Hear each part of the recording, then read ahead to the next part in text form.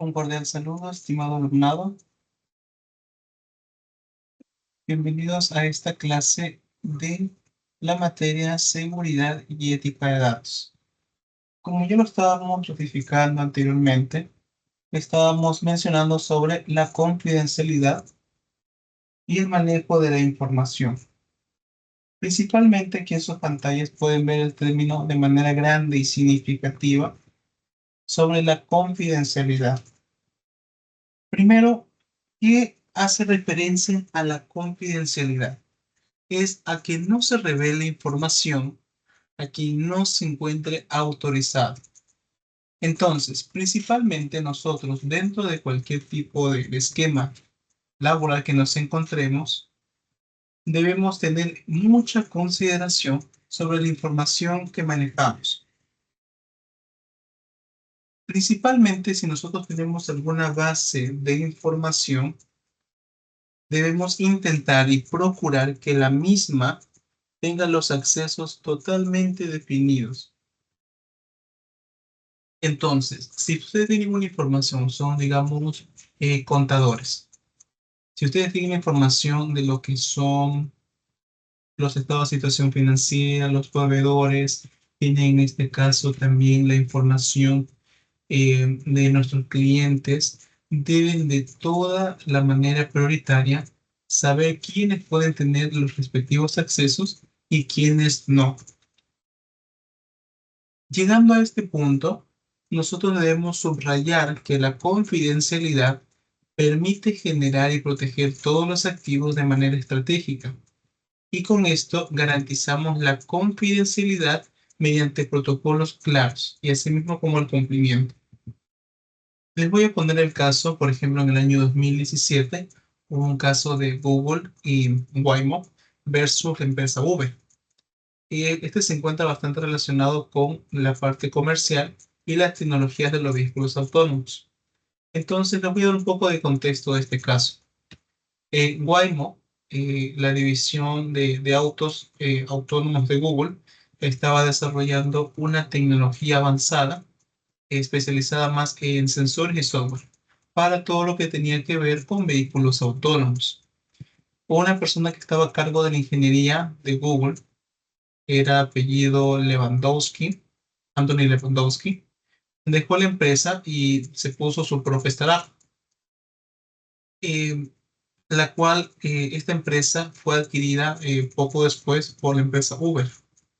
Y Uber desarrolló esta tecnología de autos autónomos, pero tenía una gran similaridad a lo que Anthony había desarrollado cuando se encontraba en las divisiones de Google mediante el proyecto Waymo. El incidente de confidencialidad viene cuando Google descubrió que Lewandowski había descargado cerca de 14.000 documentos de tipo confidenciales antes de que ellos dejen la empresa. Esta de aquí tenía mucha información sensible y algunos secretos comerciales sobre la tecnología LiDAR, que era de los autónomos de Waymo. Entonces Google acusó a Uber de haber usado esta información para desarrollar su propia tecnología autónoma. Entonces, ¿qué pasó en este sentido?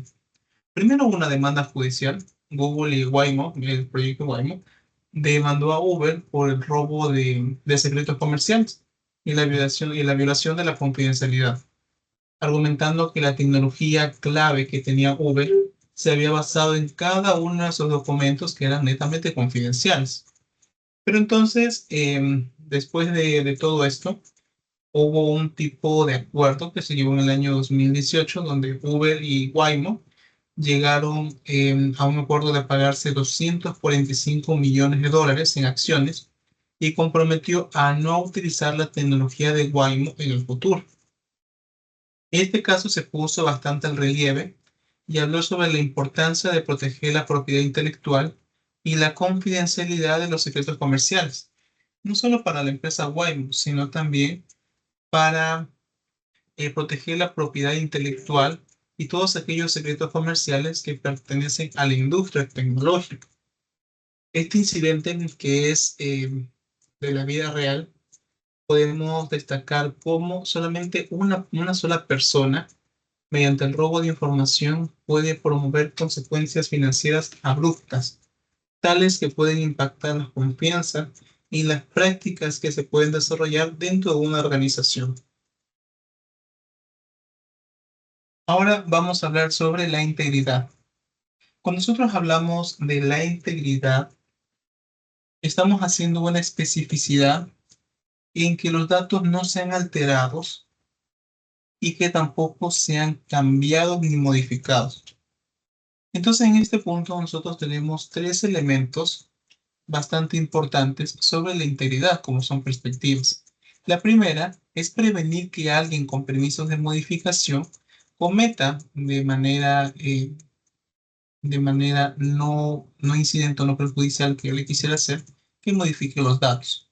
La segunda es prevenir que alguien sin permiso de modificación pueda realizar algún tipo de cambio. Por eso es necesario mantener un esquema de usuarios. Y la última, prevenir que algún programa o aplicativo que interactúa directa con la información realice algún cambio. Por eso es necesario que hasta los propios sistemas tengan un esquema de propia seguridad. Basándonos en lo que es la integridad de los datos, existe un caso en el año 2016 de la empresa alemana Volkswagen y el conocido Dieselgate, ¿ya? Este de aquí involucró algunos problemas de seguridad y de integridad corporativa relacionados con la manipulación de pruebas y de emisiones en sus vehículos de diésel. Entonces, Volkswagen es uno de los fabricantes, como ustedes saben, ¿no?, más grandes del mundo. Promocionaba sus vehículos diésel como respetuosos del medio ambiente y bajos en emisiones de contaminantes. Estos vehículos fueron equipados con un software donde se evaluaba la gestión de los motores, que debía reducir todo tipo de emisiones, pero de óxido de nitrógeno, que la fórmula viene a ser NOx, ¿ya? Entonces, estas emisiones de óxido de nitrógeno son bastante perjudiciales, no solamente para el medio ambiente, sino es un degradante brutal de lo que es la salud. Entonces, ¿dónde viene a surgir este problema? En el 2015, la EPA de Estados Unidos, que es la Agencia de Protección Ambiental, EPA viene a ser las siglas en inglés, descubrió que esta empresa, Volkswagen, había instalado un software ilegal en muchos de sus vehículos, en millones de sus vehículos diésel. Este software detectaba cuando el vehículo estaba en condiciones de prueba y lo que hacía era reducir las emisiones a niveles permitidos. Sin embargo, en las condiciones normales de conducción, el software desactivaba esos controles, permitiendo que los vehículos pudieran emitir hasta 40 veces el límite legal de lo que es un óxido de nitrógeno. Este daño como tal, que afectó la integralidad de la información mediante un software de la empresa Volkswagen, había declarado falsamente que sus autos cumplían con supuestas regulaciones de emisiones, sino que lo que querían era que sigan afuera comercializándose cuando realmente no tenía un potencial de protección con el medio ambiente. Volkswagen enfrentó como tal muchas multas y sanciones por miles de millones de dólares en Estados Unidos y también en Europa y algunos otros países. La empresa tuvo que llamar a revisión a millones de vehículos y ofrecer gran nivel de compensación a los clientes afectados. Además, Volkswagen enfrentó demandas colectivas, no solamente de consumidores, sino también de los inversionistas, debido a que este de acá se abrió como un abanico de inversión debido al tal beneficio que tenía con el ambiente, y era un elemento de sostenibilidad y sustentabilidad. Lo que en este caso la empresa hizo mediante el engaño y la mala conducta no solamente generó impacto financiero, sino también un impacto en la imagen corporativa. Este escándalo afectó profundamente la reputación de Volkswagen y la confianza de muchos consumidores en esta empresa. Como tal, en este punto, Volkswagen tuvo que implementar muchas reformas internas, bastante reformas internas para poder seguir manteniéndose a flote en su producción, en lo que tenía que ver con las auditorías, las políticas de transparencia y todo esto con la intención de restaurar un poco su imagen, después de haberla pues, fregado por completo. Este caso como tal subrayaría como un sistema que ellos mismos, es justamente el tercer punto que están viendo en su pantalla, como justamente un sistema hace alteraciones y daños dentro de la integridad de los datos y la información. Y lo que hemos visto, grandes cantidades de sanciones financieras y legales que afectará a largo plazo la confianza de los consumidores y también la cultura empresarial. Entonces, en este punto, es importante que si uno va a lanzar una consideración al mercado, la misma tenga todas las condiciones potenciales para el cumplimiento de las normativas y los esquemas que también uno esboza como organización. Entonces, hemos visto el caso de Volkswagen y debemos tener como punto importante que tanto la persona como la máquina deben garantizar la seguridad y la integridad de cada uno de los datos, evitando que se presente información no conveniente, porque asimismo todas las decisiones que se tomen bajo una condición de datos erróneos va a contener premisas equivocadas. Ahora vamos a hablar sobre la disponibilidad. Cuando nosotros hablamos de la disponibilidad, eh, hablamos de que la información siempre sea accesible para las personas que deben tener el acceso a esa información. Es decir, debe estar disponible siempre en tiempo y el espacio adecuado. Actualmente nosotros conocemos un caso sobre Telegram. Justamente el dueño de Telegram recién lo metieron preso. No recuerdo si está en la parte de Estados Unidos, porque él había ofrecido que Telegram era totalmente privado. O sea, nadie podía tener acceso a lo que era con Telegram. Entonces, Telegram es una aplicación que actualmente está siendo utilizada para cometer delitos y también para compartir contenido bajo un esquema no permitido. Entonces, ese es uno de los casos de la disponibilidad de información. No se le están dando a la entidad que está solicitando, más que nada desde ámbito legal.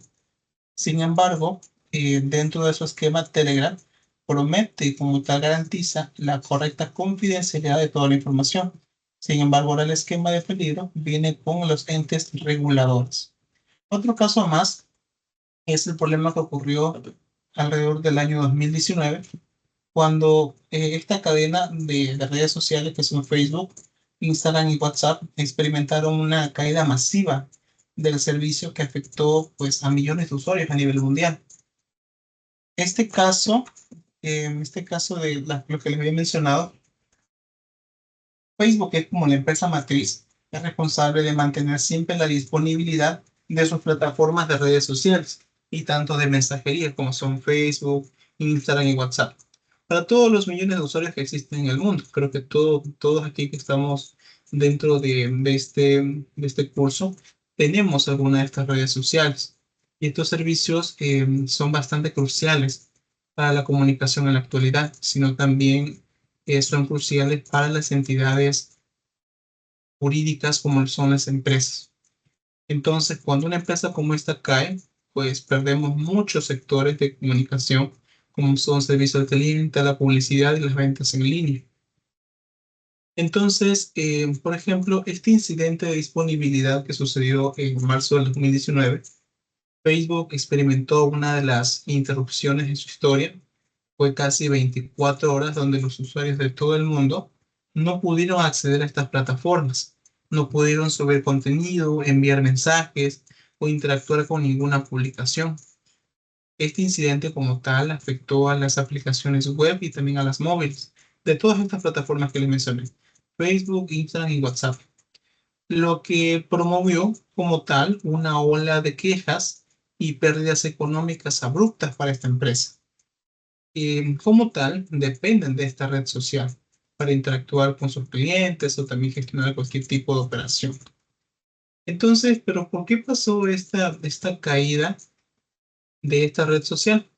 Bueno, según lo que dijo Facebook y las noticias que también están en las redes, esta interrupción fue causada por un cambio en la configuración del servidor, lo que provocó pues una cascada de grandes fallos en sus sistemas internos, lo que indica que un problema interno que no fue premeditado pudo tener un efecto en cadena, impactando en la disponibilidad de los servicios a nivel global. Facebook trabajó durante esas 24 horas para restaurar todos los sistemas y tomó varias medidas para mejorar esta gestión. Los problemas que hayan tenido contribuyen a generar soluciones hacia el futuro. Y esto es lo que pasó con Facebook. Identificó varios puntos críticos y con eso generó esquemas preventivos para alguna interrupción futura. Pero, ¿qué pasó después de esta cuestión de las caída de las redes sociales?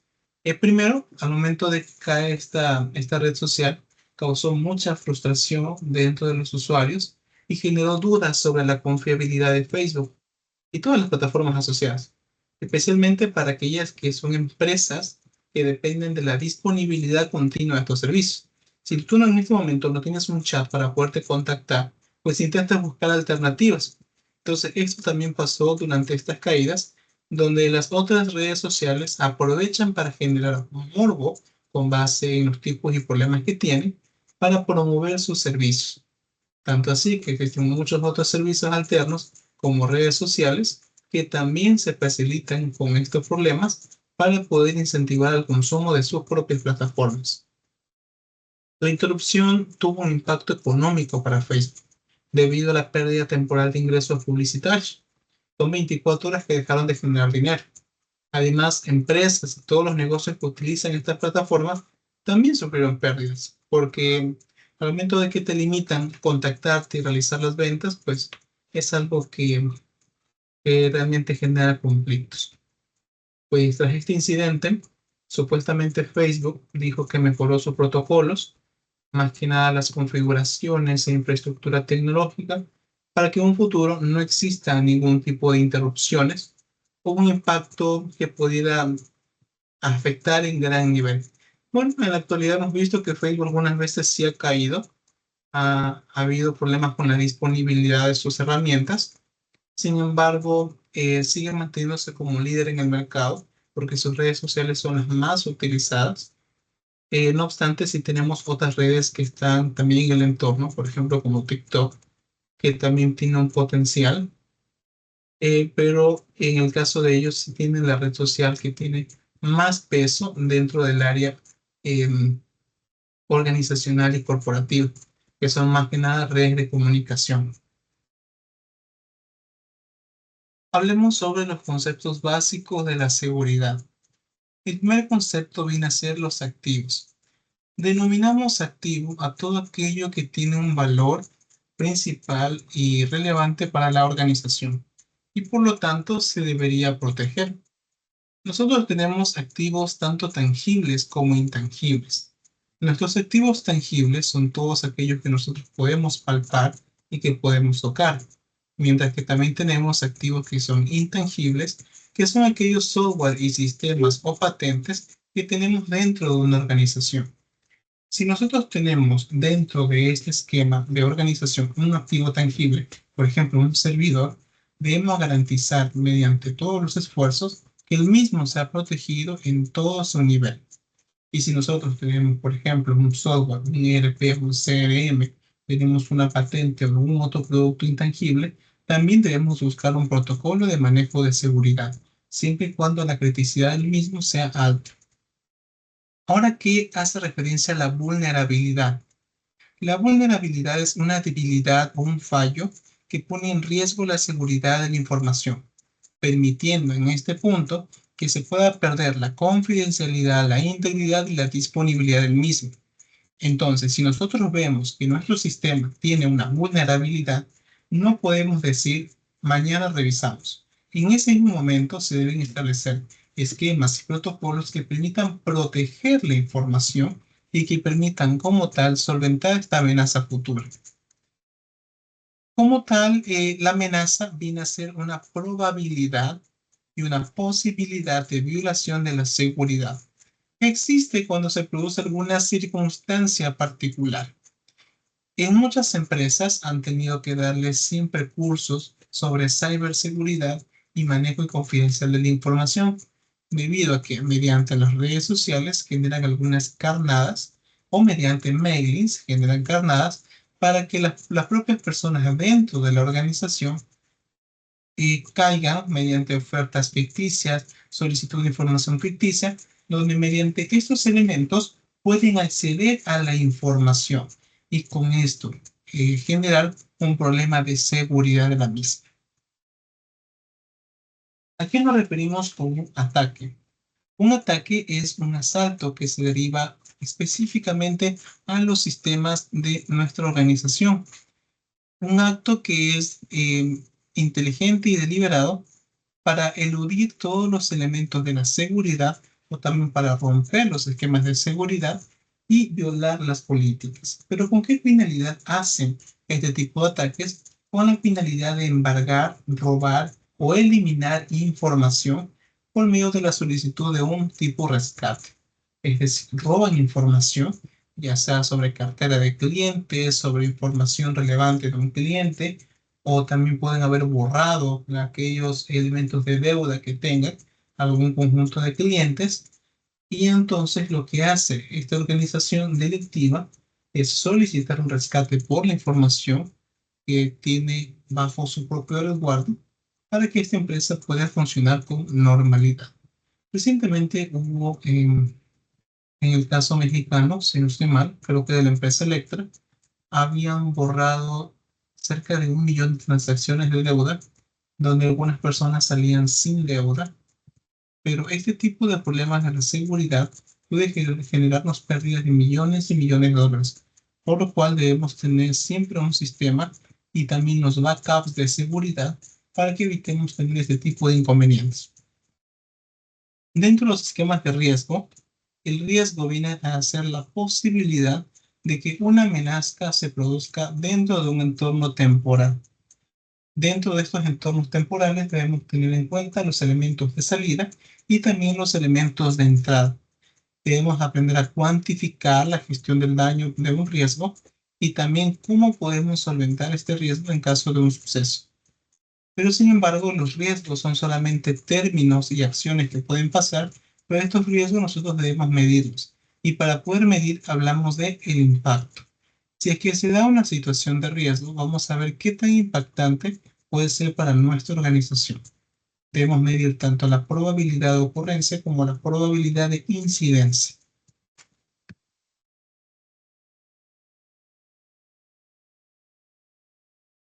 Un desastre. Un desastre viene a ser un fundamento y viene a incurrir no solamente con pérdidas materiales y pérdidas económicas, sino también viene a incurrir con pérdidas de un esquema de la sociedad que puede venir hasta con pérdidas humanas y ambientales.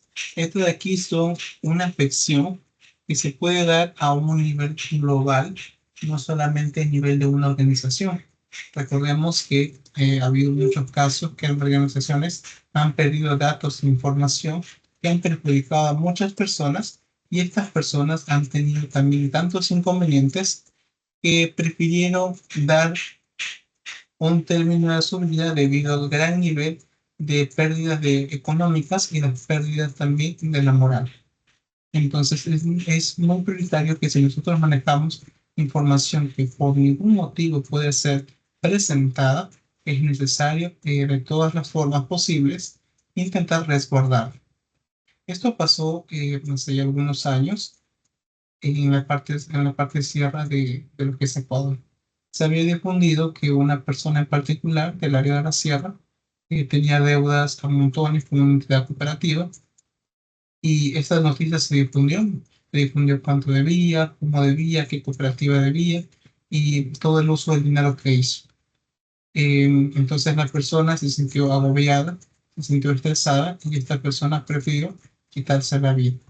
Solamente una difusión de información que ni siquiera fue en una base de datos, sino netamente mediante un diálogo, pudo afectar en gran nivel la integridad de una persona. Entonces nosotros como resguardantes de la información debemos intentar cuidar en todos los niveles posibles. Tengamos en cuenta las políticas de la seguridad, pero esto de acá lo vamos a ver en nuestra clase de tipo asincrónica.